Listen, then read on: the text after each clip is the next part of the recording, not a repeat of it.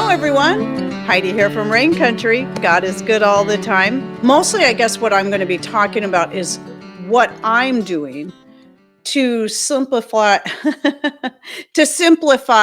my garden, and what each person decides to do is going to be depending on them, what they're growing, their climate, and what works best for them. Just like anything else, really. You'll have people say this is the only way to do it, or you have to have raised beds, or you have to have a container garden, or you have to blah, blah, blah. List goes on. So the best way to find out what's best for you is, well, first of all, talk to local gardeners if you're able to, especially people who are older and people who've been doing it for a long time. And the reason I say that is you might have younger people that have been doing it for a long time, but they're young and all their joints work perfectly. And they're strong and healthy and energetic.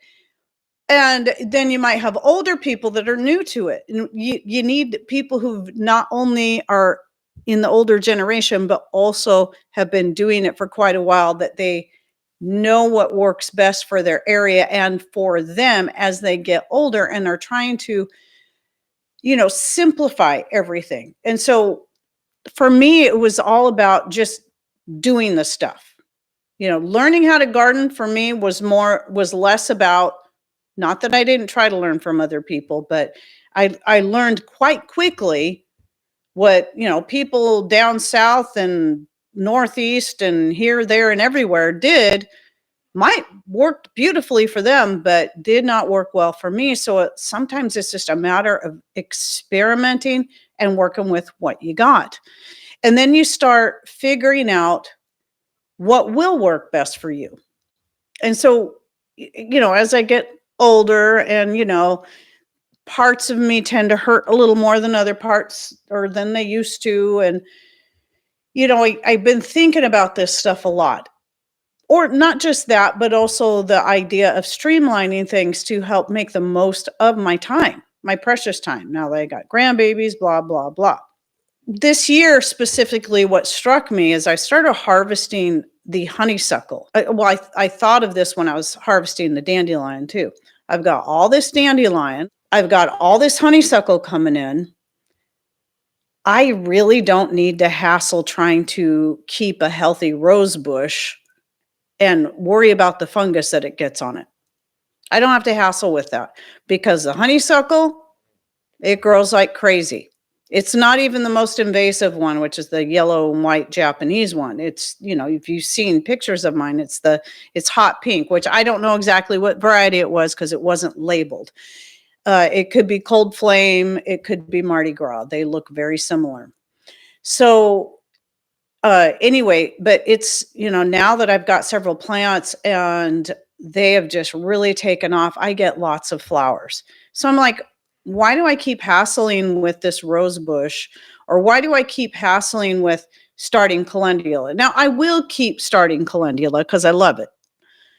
But there might come a point where I'm like, I want as little annuals to deal with as possible. And I got to realizing that now that I've got a lot of really great, easy to grow herbs or wild growing herbs, I don't need the roses. I don't need the calendula. So if one year I can't get my calendula, because that's the other issue with calendula, that though it does grow pretty well here, because of our cooler climate, much wetter climate, and the fact that the slugs love it, sometimes it can be a real hassle. Or you think it's going good, and then all of a sudden it gets cold and it just stunts it for a long period of time. And so I'm just like, well, I'm going to keep growing calendula just because I really, really like my calendula. But if at some year, I really just don't want to hassle with it, I don't have to.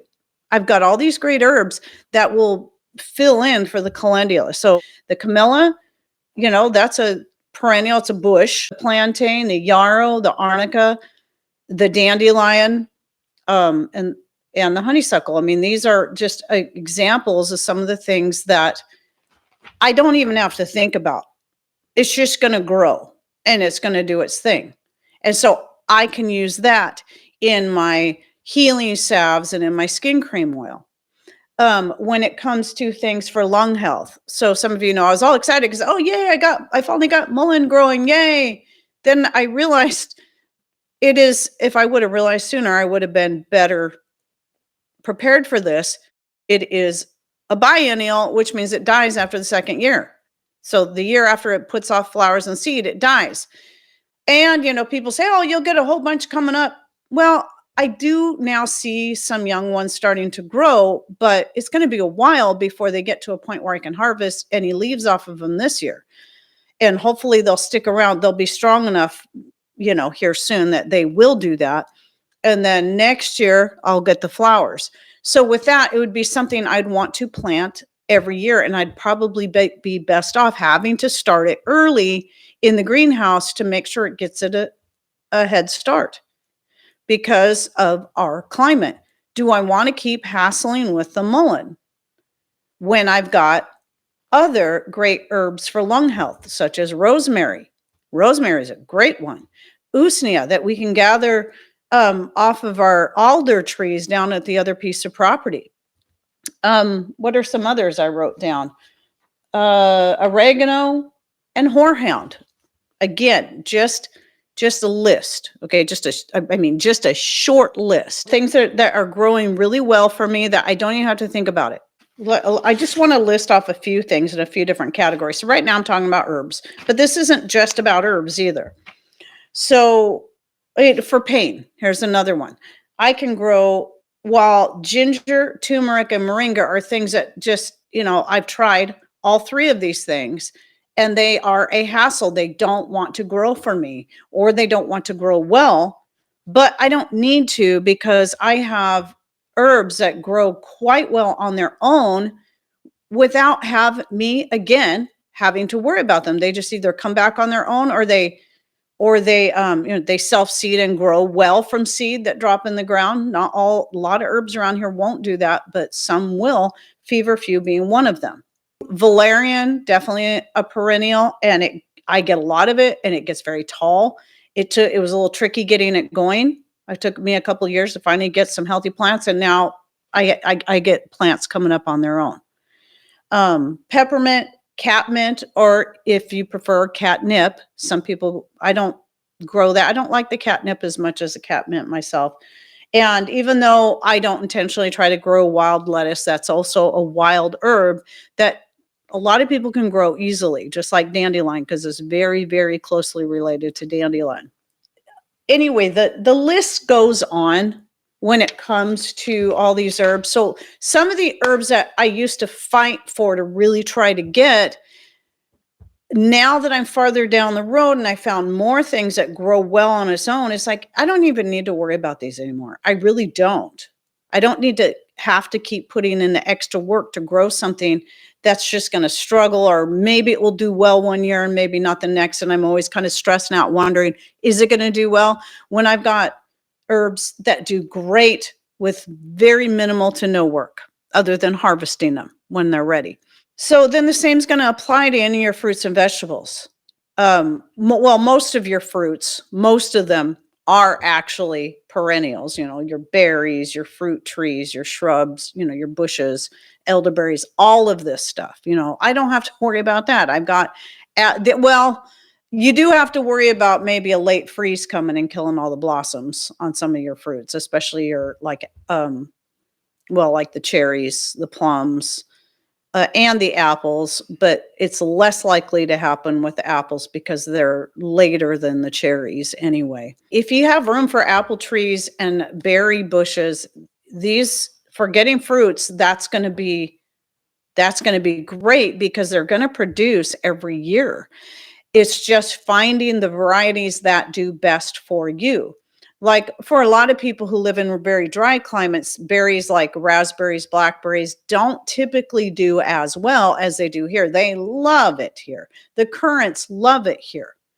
Other types of berries, not so much.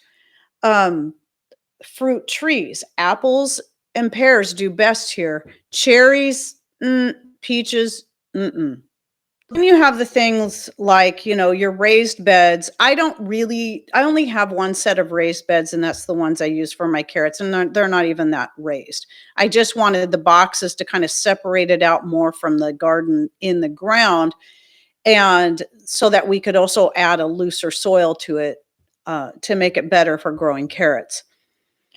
But, some people will have their raised beds come up quite high, so that means they have a lot less bending over to do, and that's something definitely to think about, and I'm guessing down the road that'll be something I may want to do more of. What I'm trying to learn to get in the habit of doing is using my hoe for weeding more rather than getting down on my hands and knees, and just getting in the habit of that. And because that alone is gonna make things easier. And then as far as garden amendments, well, you've got, some people, make these big fancy compost dealy bobs and buckets of compost tea of various kinds, be it with chicken manure or comfrey or nettle or all of the above or whatever. And that's great. But it's not, I guess it's really going to depend on your area and your garden. I don't do any of that. Do I use fertilizer on my garden? And yes, it is fertilizer. I put it in quotes because usually when people say fertilizer, the first thought that comes through people's head is the chemicals fertilizers you can buy in the store. No, I don't use any of that. Well, we have chickens. So the chicken gets used in like the potato patches and they love it, or where I'm going to grow corn, especially in those areas. Anything that loves a more acidic soil, I'm going to throw that in there. And then, of course, we've got the chickens that roam through most of the garden areas through a good part of the year. And they're tilling and they're pooping and they're picking up the bugs. They're doing some of the bug control right there. So I don't need pesticides, and they're adding their own fertilizer. And then when it comes to kitchen compost, kitchen scraps, we just toss them in the garden. Now, during this time of the year, since I have a lot of growing things, I try to kind of hide them under plants like the banana peels and whatnot, so it doesn't look so ugly. But like through the winter, we mostly do this in the backyard where it's not so visible. We just throw things straight out into the garden. Just let it break down. Whatever the chickens don't eat and tear up, they'll compost down into the soil. It's easy. And with the coffee grounds, I do something similar since all of my strawberries are growing on my front and back decks in pots. I just go out there and dump the coffee grounds into the strawberry pots, sometimes down into the grapes. Sometimes I'll walk them out and put them in on other berries because berries like coffee grounds. And they do also help with some people to help keep the slugs away. Gardening does not have to be that difficult, but I guess the hardest part for anyone who's getting started or has only been doing it for a few years is just the learning as you go and the experimentation and not getting too hard on yourself when things don't go the way you would hoped or you expected. It just may mean you need to try something different. And also don't forget that, each year can be a little bit different. So one year you might have something that just grows just amazingly well with very little effort. Let's talk about annuals, maybe just amazingly well, right? No problem. You think next year, I'll do the same thing again. Well, next year you do everything exactly the same. You end up not getting the same kind of harvest as you had the year before. Climate or the changes in temperature from year to year will play a part in that. Just like some years you'll have a late freeze that can kill the blossoms on your apple trees. And this is why it's a good idea when you got a lot of apples coming in or other types of fruits, you put in as much as you can until you run out of space for them, because the next year you can't be certain you're going to get as good a harvest. So you also can't let that get you down, because it could have just been a bad year for that. Because there was about 3 years ago, I think it was, Nobody's apple trees in this whole area put out much of anything. And I think, if I remember correctly, we did have a late freeze that year, like a really late freeze. And we did get some apples, but it was really pitiful. And it was really surprising to me because both my apple trees had been producing quite well for a while. But it was just one of those weird years. And when I found out it wasn't just us, it was the neighbors over there, the neighbor over there. It was the whole doggone town. Everybody was saying the same thing. So I'm like, okay. And so don't let that get you down either, but be prepared for the fact that this could happen. You just never know. You can't control the weather yourself. Maybe other people can. But you can't. You don't really have control over that. Now you can take measures if you know it's going to freeze and have covers that you can put over some of your plants that will help protect them from freezing. There's different things you can do. To me, that's more of a hassle than what it's worth most of the time. So typically I'm not going to bother with that. But I also have learned through experience that with some things, even though I may want to start them early to give them a head start because we have such a short growing season, I got to be careful not to move them out to their final destination too soon.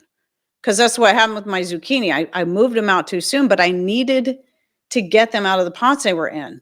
What I should have done was put them in a more protected area, maybe got them out of the pot so they wouldn't get root bound, but then planted them in a more protected area for the time being until I was certain the weather wasn't going to get really cold at night, and then cause them to kind of struggle a bit before I moved them into their favorite growing spot, which is in the front yard garden, but also far more exposed to the elements.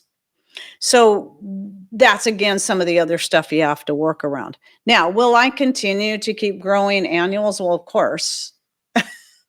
I will always grow tomatoes as long as I am able. I will always grow potatoes as long as I am able. There's going to be plenty of things. Pumpkins.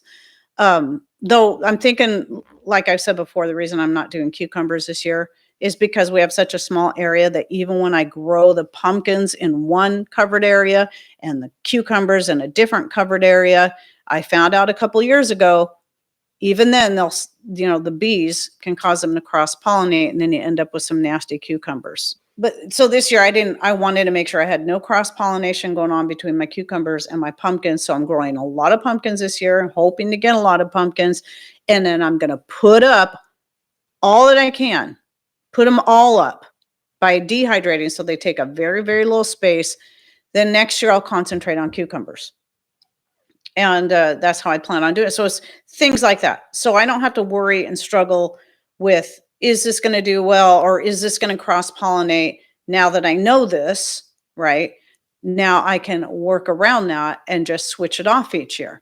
And then I can put up pickles and because 2 years ago I was going to put up pickles. If I was using the first cucumbers coming in for fermenting, making cucumber kimchi, just eating fresh. And then I was going to take the rest that came in, I was going to pickle them. And unfortunately, by that point, my pumpkins had started flowering, causing all my cucumbers to get cross-pollinated and get that turn orange and get that terrible bitter flavor. And they were all misshapen and strange. So I couldn't use them at that point on, because you don't want to eat a bitter cucumber, because not only is it taste terrible, it can be toxic. That bitterness, it can make you sick if you get too much of it. It also will be helpful if you start learning how to plan out your garden ahead of time. Each year, kind of plan out where do you want to grow your stuff? Do you want to switch things around a little bit, rotate things? Again, that's going to depend on your area. I know here, because I have kind of limited space to work with, I know where the potatoes do best. There's key spots where they do best and produce the most. There's key spots where the zucchini produces the most, which thankfully is out front, so that I can grow my pumpkin in the backyard with, so they're less likely to cross-pollinate. And all those little tricks. So a lot of it is just kind of figuring that out for yourself and then coming up with a plan and writing it down. I used to map it out. In fact, I did a video years ago where I mapped out and I was showing people how my whole garden is laid out. But usually I'll kind of map it out ahead of time so I know, okay, this year I'm going to plant this here, this here, this here. I don't do that anymore, but it was really helpful at the time. Really appreciate you being here. And that maybe I really had something to offer in the things that I shared today, and maybe you got a little tidbit of something that you can use. And thanks for coming in. Take care, and God bless. Love you guys.